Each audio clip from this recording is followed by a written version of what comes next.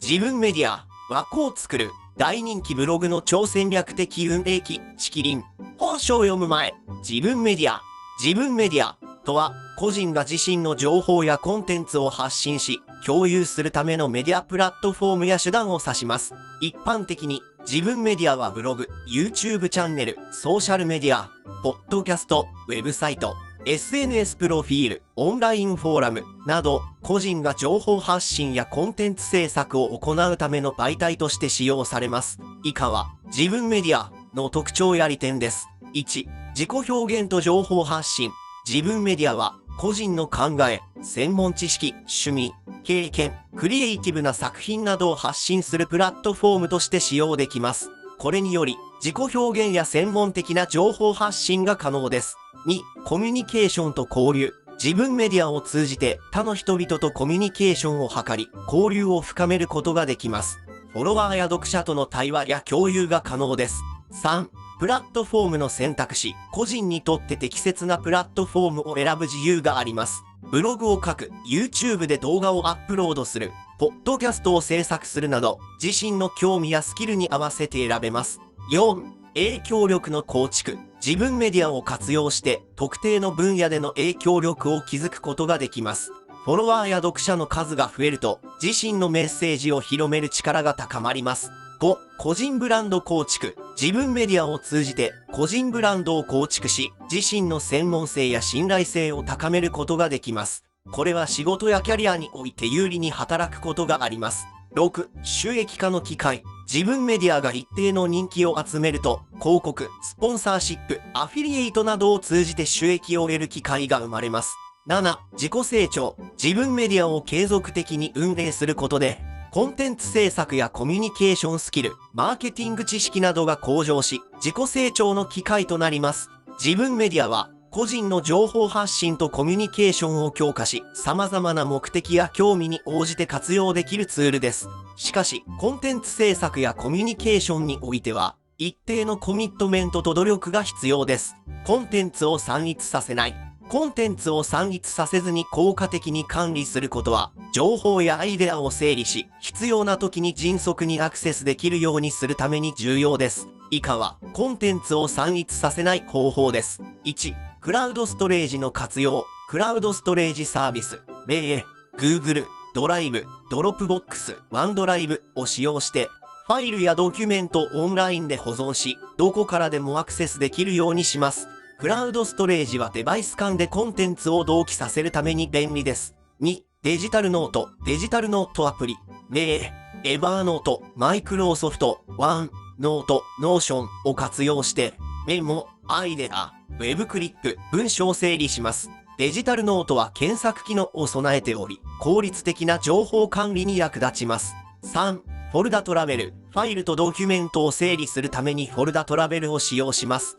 適切なフォルダ構造を作成し、類似のコンテンツをまとめることで、情報の見つけやすさを向上させます。4、バックアップ。大切なコンテンツを定期的にバックアップする習慣を持ちます。外部ハードドライブやクラウドバックアップサービスを使用してデータの損失を防ぎます。5、フォーカスと削除。コンテンツを整理するときは、どの情報が本当に必要であるかを検討します。不要なファイルや古いメモを削除し、フォーカスを当てることで情報の品質を向上させます。6、タグ付け。コンテンツにタグをつけて関連する情報をグループ化しやすくします。タグを使ってコンテンツをカテゴリー分けし、検索時に便益な情報を見つけやすくします。7、スケジュール。コンテンツを定期的に整理し、期限切れの情報を削除するスケジュールを設定します。これにより、情報の蓄積を抑え、整理が容易になります。8、セキュリティ対策。機密性の高いコンテンツにアクセス制限を設け、セキュリティを確保します。パスワードを使用して機密情報を保護し、不正アクセスを防ぎます。これらの方法を組み合わせて、コンテンツを散逸させずに整理し、情報の有効活用を支援します。また、個人や組織のニーズに合わせて最適なアプローチを見つけることが重要です。ネットの中の人にはならない。ネットの中の人にならない。というのは、個人のオンライン活動やプレゼンスに関連して使用されるフレーズです。このフレーズの意味やアプローチは人によって異なりますが、いくつかの一般的なポイントを共有できます。1、オーセンティシティ、本物らしさを保つ。オンラインで活動する際、自分自身を忠実に表現することが重要です。誇張や偽りを使う代わりに、自分の考え、価値観、情熱を率直に共有しましょう。2、プライバシーを保護する。オンラインでの活動において、個人情報やプライバシーを適切に保護することが大切です。不必要な情報を共有せず、セキュリティ対策を講じてください。3、議論やコミュニケーションを尊重する。オンラインコミュニティやソーシャルメディアでの議論や対話に参加する場合、他のユーザーとの尊重と礼儀正しいコミュニケーションを心がけましょう。感情的な発言や攻撃的な態度は避けるべきです。4、情報の信頼性。インターネット上の情報は信頼性が異なるため、情報を共有する際には事実確認を行い、信頼性の高い情報源から引用しましょう。5、目的を持つ。オンラインでの活動には明確な目的が必要です。自分が何を達成しようとしているのか、どのように他の人々に価値を提供しようとしているのかを意識的に考えましょう。ネットの中の人にならないというアプローチは、オンラインでの行動がリアルな自分と整合性があること、他人とのコミュニケーションが尊重されること、情報の信頼性が保たれること、など、ポジティブな価値観に基づいています。自分を尊重し、他人を尊重し、オンラインでの活動を建設的な方法で行うことが大切です。つながる世界でつながらない。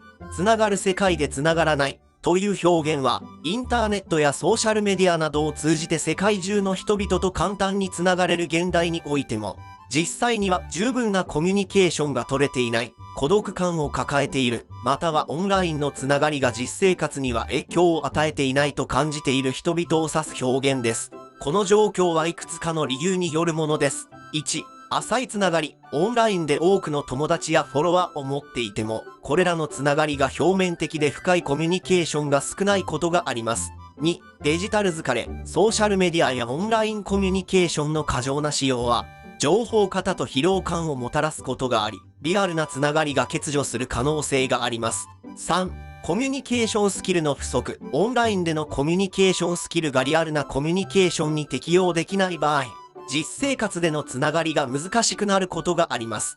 4、過度な比較と競争。ソーシャルメディア上の他人の成功や幸福を見ることが、不安や孤独感を引き起こすことがあります。このような問題に対処するためには、以下のようなアクションを考えることができます。オフラインでのコミュニケーション。オンラインコミュニケーションだけでなく、リアルな友人や家族とのコミュニケーションを大切にしましょう。デジタルデトックス。定期的なデジタルデトックスを実施して、デバイスから離れ、リラックスする時間を持つことが大切です。自己認識とセルフケア。自分自身の感情やニーズを理解し、セルフケアをすることは、孤独感やストレスを軽減するのに役立ちます。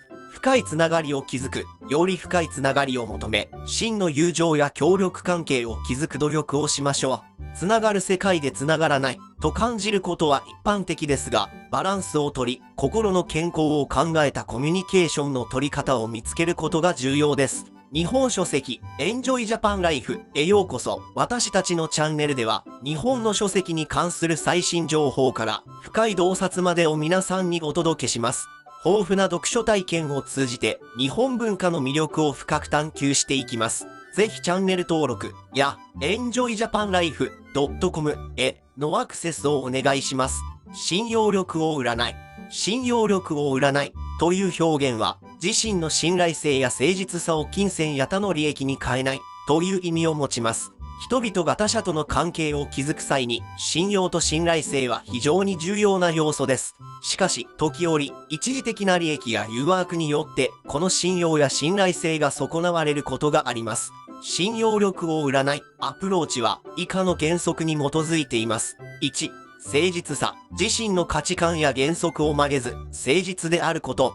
他人に対して正直で信頼性のある行動をとる。2、約束の遵守。約束や契約を守り、他人との取引において誠実であること。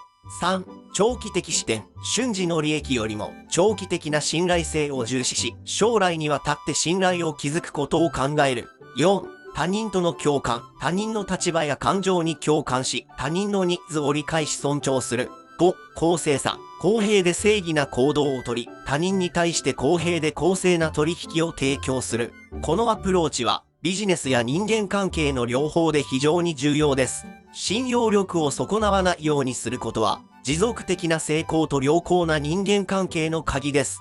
信用力を売る代わりに、信頼性と誠実さを守ることで、他人との関係を築き、長期的な成功を追い求めできます。以上です。本に関してご質問をコメント欄にお願いします。では、また次の本に会いましょう。